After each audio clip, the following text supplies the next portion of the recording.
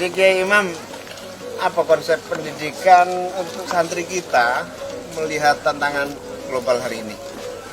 Saya kira butuh konsep baru bagaimana pendidikan yang kita lalui ini bisa sesuai dengan kebutuhan dan kepentingan generasi milenial hari ini. Tidak cukup konsep pendidikan yang sudah ada, butuh banyak inovasi dan perbaikan agar sesuai tidak hanya dengan kebutuhan si anak, tetapi sesuai dengan kebutuhan zaman yang terus bergerak dengan sangat cepat sekali dengan kemajuan teknologi dan ilmu pengetahuan. Kalau lihat kenyataan hari ini, pesantren-pesantren kita pada umumnya dan perkembangan teknologi yang begitu pesat, bagaimana menurut Kiai? Saya kira harus ada langkah-langkah cepat dari pondok pesantren, khususnya di bidang pendidikan santri. Tidak cukup hanya fokus pada bidang yang bersifat keilmuan non-teknis. Jadi dibutuhkan hal-hal bidang keilmuan yang teknis, khususnya di dalam bidang ilmu teknologi. Dan ini saya kira kekurangan dari kita komunitas pesantren yang cenderung fokus pada bidang-bidang ilmu sosial. Nah, ini harus kita ubah bagaimana santri-santri memiliki semangat untuk belajar pada bidang sains dan teknologi. Ini agenda yang harus kita lakukan dalam jangka dekat dan ke depan untuk memperbaiki santri di Indonesia, khususnya bagaimana mereka berperan dalam kancah nasional. Jadi santri-santri harus menguasai sains dan teknologi, basis keagamaannya kuat, tetapi sains dan teknologi dikuasai. Insya Allah semua kemajuan tercapai, dakwah kita jalan dengan sangat efektif, dan tentu santri akan membawa kemajuan dan kemakmuran bangsa.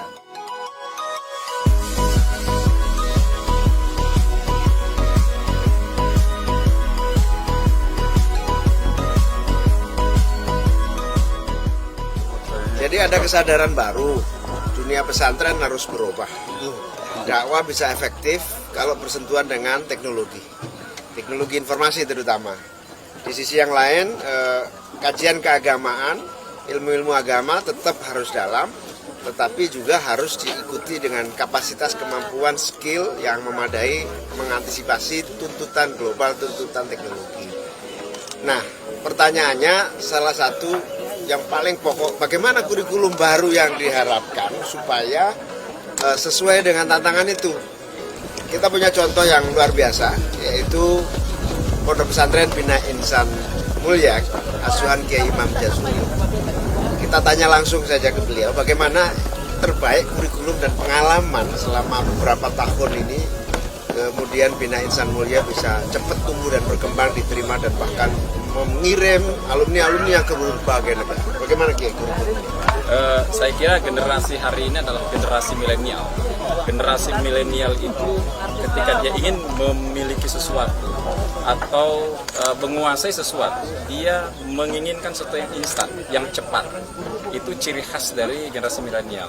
Dia tidak suka sesuatu yang bertele-tele. Maka sistem kurikulum yang kita bangun berbasis metode-metode yang memang berbeda instan. Contoh di Bina Insan Mulia, kita semua sistem pembelajaran kurikulumnya berbasis kurikulum program yang berjarak cepat. Contoh untuk penguasaan tahsinul Quran, kita buat 1 semester selama 6 bulan itu menguasai untuk bisa membaca Al-Quran dengan rapih dengan metode tahsinul Quran 6 bulan. 6 bulan.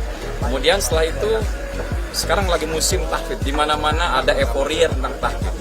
Tetapi kita juga berpikir kalau orang terjebak dengan tahfidz untuk menguasai tahfidz ini 3 tahun, habis waktunya tahfidz. Maka kita mencari sebuah metode yang efektif dan efisien. Kita menemukan metode 4 langkah, di mana dengan metode ini sistem pendidikan tahfidz Al-Quran tidak harus waktunya lama, cukup dengan 6 bulan anak-anak itu bisa hafidz Al-Quran.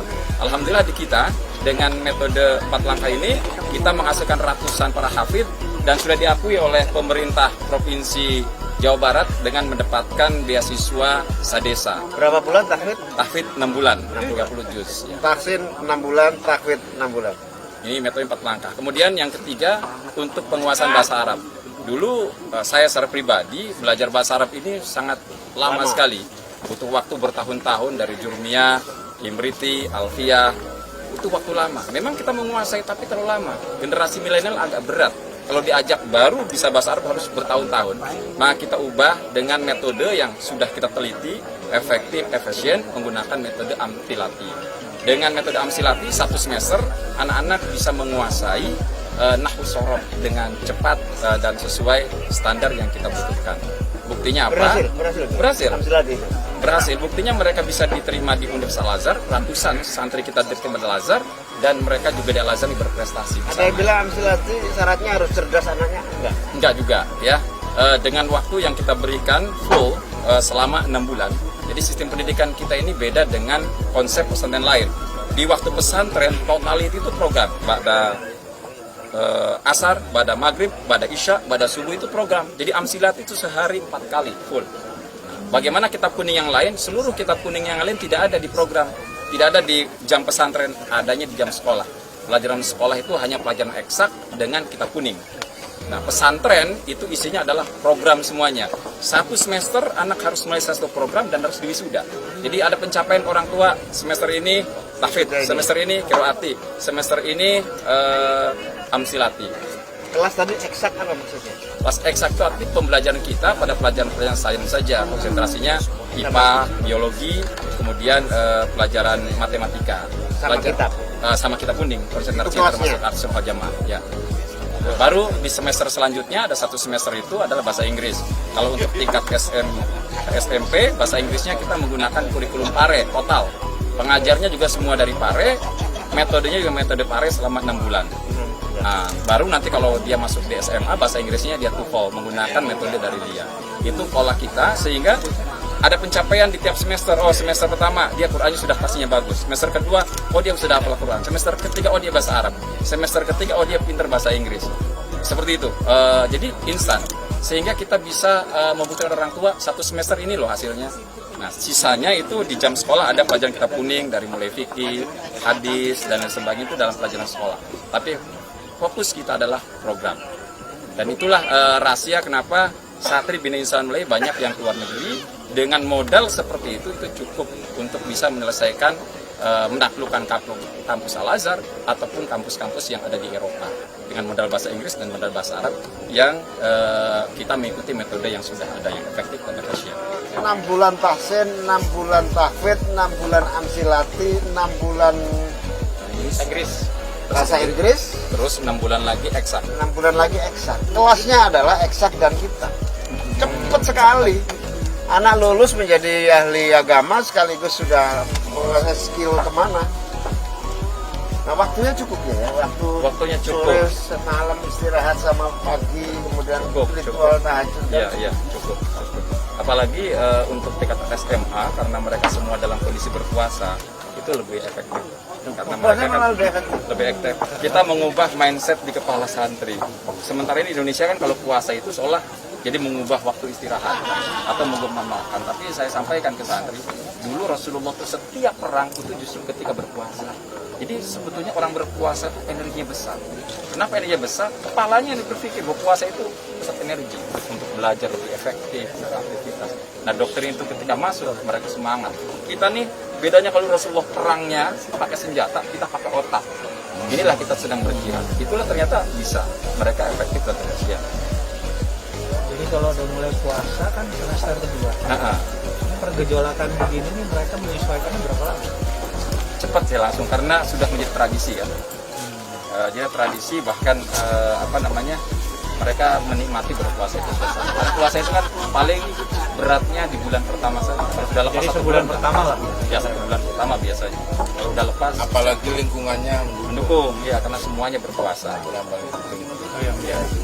Dan puasa itu kan bukan sekedar puasanya, tapi doktrin yang kita bangun tirakat naik derajat. Jadi kalau kita tirakat, Allah akan naikkan derajat kita. Dan itu sudah terbukti. Kenapa? Karena di sana ada namanya istiqomah. Al-istiqomah tembil karomah. Jadi banyak karomah yang akan didapatkan, satu keistimewaan yang tidak didapatkan oleh orang yang biasa. Nah, itulah hasil dari tirakat. Jadi kokotnya dari istiqomah. Itu yang membuat mereka, saya nggak bisa, ya coba dengan tirakat. Rangkul dengan kekuatan. Akhirnya mereka merasakan bahwa ternyata bisa keluar negeri. Bisa. Saya ulangi ya, 6 bulan tahsin, 6 bulan tahfidz, 6 bulan sains dan kitab, 6 bulan bahasa Inggris, 2 tahun. 2 tahun setengah. Masih ada 1 tahun lagi Persiapan UN. persiapan UN. Ya, jadi kalau sudah 6 bulan itu kita hanya fokus soal-soal UN saja, tidak ada pelajaran yang lain. Tidak ada pelajaran, fokus persiapan UN saja. Karena target pendidikan nasional kan yang diukur adalah nilainya, bukan kemampuan anak. Yang penting nilainya bagus. Ya sudah, kita kuasai soalnya saja, nggak perlu ada pembelajarannya. Jadi kayak sistem kita kan ada namanya apa? Kalau mau masuk kuliah itu apa namanya? Bimbel. Jadi jadi bimbel itu. Cuman sekarang sudah nggak ada UN kan? Sudah. Ada lagi, ada namanya ANBK sekarang baru.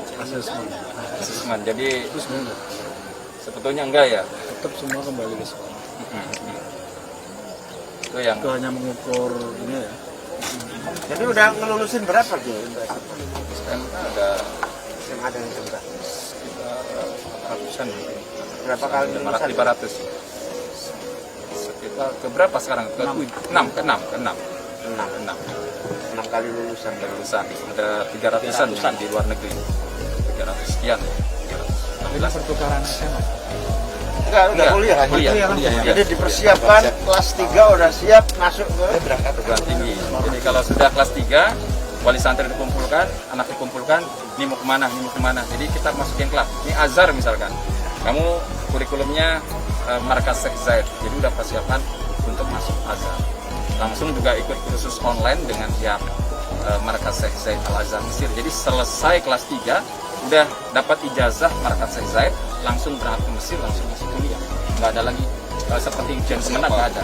Itu sistemnya berarti pesantren bekerjasama dengan Markas Syekh Zayed ya. langsung untuk yang negara-negara yang lain.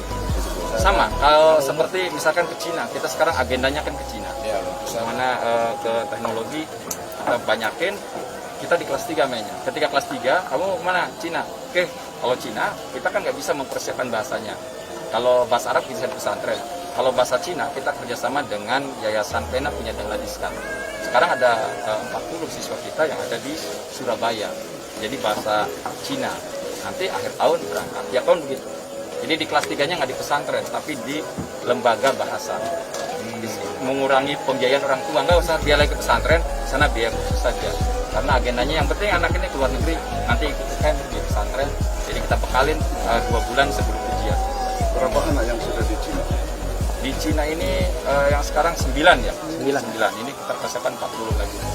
Baru mulai yang Cina ini. Jadi pena, Yayasan Penanya dengan Dan Isan di Surabaya.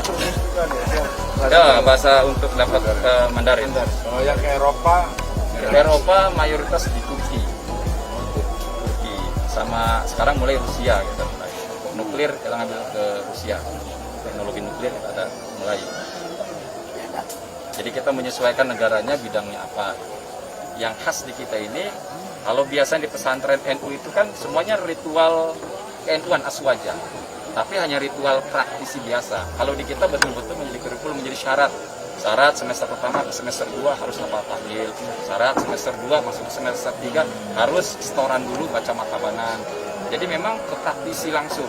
Si anak tuh kalau suruh tahlil ya pasti bisa, alumni kita itu.